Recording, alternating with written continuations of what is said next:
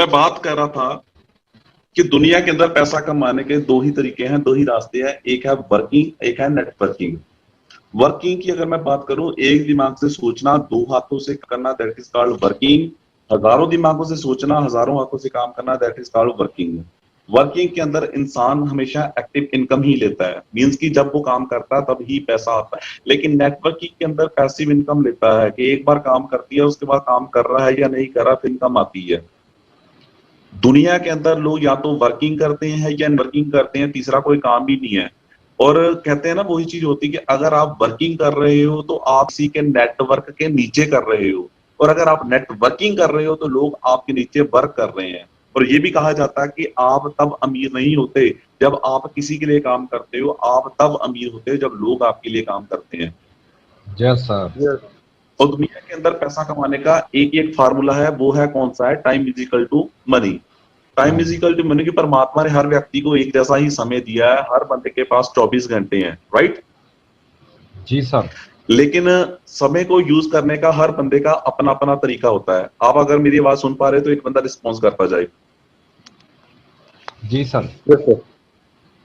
तो मैं बात कर रहा था कि परमात्मा ने हर बंदे को 24 घंटे का टाइम दिया है, लेकिन उसको यूज करने का हर बंदे का अपना अपना तरीका है।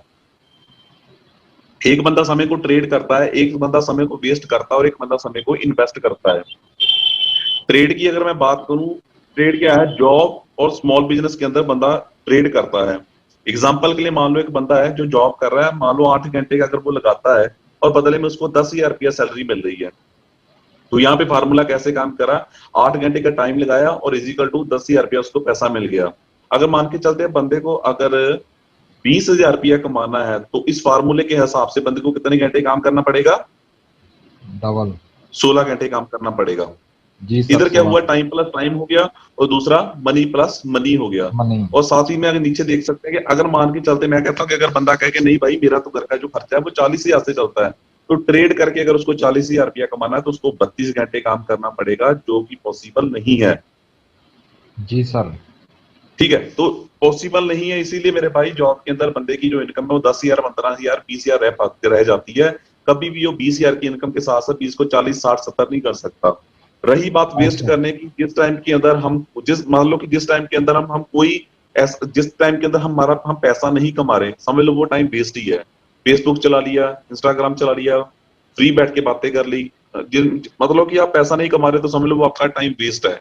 और एक वो लोग हैं जो सिर्फ टाइम को इन्वेस्ट करते हैं। टाइम को इन्वेस्ट करना क्या होता है? ये मेरे लिए भी पहली बार, जब मुझे पहली बार पता चला था तो मेरे लिए भी एक नया था। पैसा इन्वेस्ट होता तो मैंने सुना था कि हाँ भी पैसे को इन्वेस्ट किया जाता है, लेकिन समय को इन्वेस्ट किस तरीके से किया जाता है और इसके ऊपर हम चर्चा करेंगे। ये स्टोरी जो मैं आपको बताने जा रहा हूँ, ये 1960 की एक स्टोरी है, और अमेरिका का एक बंदा हुआ है जिसका नाम था जे पॉल गैटी। जी सर। जे पॉल गैटी को हम ये भी बोल दे कि ये फर्स्ट रिचेस्ट पर्सन था, अमीर बंदा था, अमेरिका का रहने वाला। और इस बंदे ने कुछ सिद्धांत दिए, the success principle of life, कि अगर आप इन प्रिंसिपल्स को फॉलो करोगे, अपनी लाइफ के अंदर इंप्लीमेंट कर दोगे, तो आप भी जिंदगी के अंदर करोड़पति अरबपति बन सकते हो। तो क्या कौन से प्रिंसिपल उस बंदे ने बताए थे, कौन से सिद्धांत उसने बताए थे? जो पहला सिद्धांत था वास्ट विजनरी, दूसरा था नो जॉब, तीसरा था बिजनेस योर ऑन, और चौथा था ट्रेंड। 5वें नंबर पे डिवर्सिफाइड इनकम, और 6 नंबर पे था हेल्प अदर। तो इसके ऊपर हम चर्चा करते हैं। वास्ट विजनरी की मैं बात करूं, वास्ट विजनरी क्या होता है? ये नहीं कि आज का रोटी का काम हो गया, कल का रोटी का कैसे करना है, नो। वास्ट विजनरी वो होता है जो आज का नहीं सोचता, कल का नहीं सोचता, बल्कि आज के 5 साल बाद मैं कहाँ पे स्टैंड करूंगा, 10 साल बाद मैं कहाँ पे स्टैंड करूंगा। तो उसने कामयाबी का पहला मंत्र यही बताया था कि आप बंदा वास्ट विजनरी होना चाहिए। उसके बाद बात की नो जॉब, कि आज तक जॉब करके ना तो कोई करोड़पति बना है, ना ही कोई बनेगा। आप जितने भी, किसी भी अमीर बंदे को देखोगे, किसी के पास मर्सिडीज गाड़ी है, BMW गाड़ी हो, ऑडी गाड़ी हो, आप उससे पूछो भाई आप क्या करते हो, तो आपको एक भी ऐसा व्यक्ति नहीं मिलेगा जो ये बात बोल दे कि भाई मैं जॉब करता हूँ और मैंने मर्सिडीज गाड़ी रखी हुई है। Right sir. Right sir. उसके बाद आगे चलते हैं बिजनेस ऑफ योर ओन, कि बिजनेस भी अगर करना है तो खुद का करना है। और उसके बाद ट्रेंड, अगर बिजनेस करना भी है तो ट्रेंड के हिसाब से करना है। जिस तरीके से यहाँ पे आप देख सकते हो कि यहाँ पे एक VCR की फोटो लगा रखी है। आज की डेट में अगर हम VCR का शोरूम खोल देंगे तो आपके हिसाब से वो चलेगा? No sir. क्यों? क्योंकि वो आउट ऑफ डेट हो चुका, वो आज की डेट में नहीं चलेगा। तो बिजनेस वही चलता है जिसका ट्रेंड होता है। और नंबर 5 पे डिवर्सिफाई इनकम। और यहाँ पे आप एग्जांपल के लिए आप देख सकते हो, एक बंदा कोई भी रिस्पॉन्स करता जाए। अब यहाँ पे आप देख सकते हैं कि यहाँ पे दो एग्जांपल दे रखी है कि अगर एक व्यक्ति है जिसके पास एक शॉप है और वो एक शॉप से 100 रुपया कमा रहा है। दूसरी जी ऑप्शन ये सर। है कि एक ही बंदा है, उसकी 5 दुकानें हैं और कमा वो भी 100 रुपए रहा है। अब देखा जाए तो आप कोई एक बंदा मुझे बता सकता है इसमें से कि दोनों में से बेस्ट कौन सा है? सर बेस्ट तो मेरे हिसाब से बताऊं तो 5। हाँ, नेट आप इस सिस्टम के साथ जुड़े हुए हैं ना, तो भाई आपके लिए बेस्ट दूसरे वाला ही होगा। लेकिन एक नए बंदे को अगर पूछा जाएगा तो नया बंदा बंदा तो कहेगा वो तो जब एक ही बोलेंगे सर। वो तो एक ही बोलेगा, वो क्या कहेगा, हाँ भाई एक से जब एक से ही 100 आ रहा है तो 5 दुकानें खोलने की क्या जरूरत है।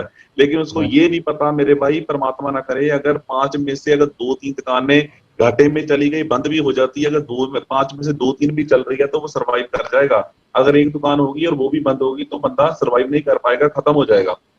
जी सर। कभी भी एक एक इनकम के सोर्स के ऊपर हमें डिपेंड नहीं रहना